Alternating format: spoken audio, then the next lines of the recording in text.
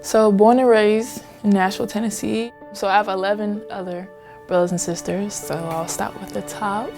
Idette, DJ, Danielle, David, Diane, Daniel, Della, Dee Dee, Isaiah, me, Ian, Dory. It's so funny because you would think with the age range it would be a different dynamic, but we're honestly so close to each other. My brother went to BA, it's a nice private school in Nashville, and he won Mr. Basketball twice.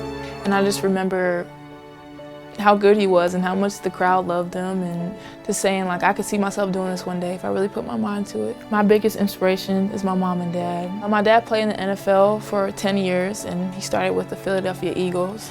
And I just remember when I would go through my basketball practices or track practices, my dad was always there. He made sure even after practice I was running extra laps. And then I remember I was in my 6th period class, school was just over, and I had a visit from Pat Summitt. She looks at me and she just stands up and gives me a hug. And she's like, "Hey Izzy, how are you doing?" I'm like, "I'm doing fine." So we went in the back, and people know her for being hard-nosed and very disciplined, and that's what she is, but it makes sense that she has 8 national championships. She did it for a reason. She goes through life and she's so positive and so upbeat, and I know I could do the same. So just looking at that as an example of how strong of a woman that she was and the example that she was really pushed me forward.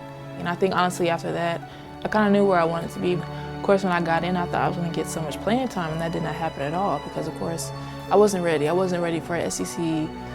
I had to learn that you have to change, you have to grow, you have to develop, and everything comes in due time. February 15th, I'll never forget. We were playing Kentucky, and I was going for an offensive rebound. As soon as I landed, a girl landed on the outside of my knee, and it just collapsed in. It just scared me. I didn't know what I was going to do, and I'd never been in a place where I was going to have to be without basketball for a long time. College basketball is so much different than WNBA, and not a lot of players know it. So I kind of remember just having my mind blown the first day of practice. I knew I was athletic enough to keep up, but just as far as them being that much smarter. And I knew, like, I'm taking this serious. I'm putting forth the effort, I'm doing the hard work, I'm staying focused, and I was just seeing all those benefits reaping day by day. And again, that was something that Dean Locke would put into my head every day, just put in the work and being a hard-nosed player.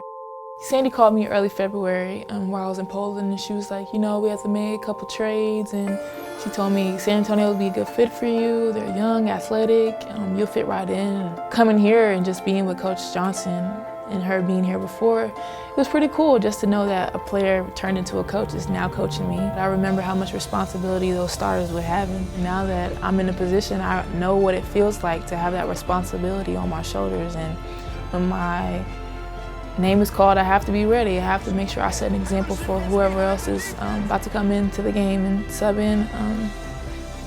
But it's honestly, it's a blessing to me. I just know that I got to keep on being focused and just putting up my best effort for whatever the team needs.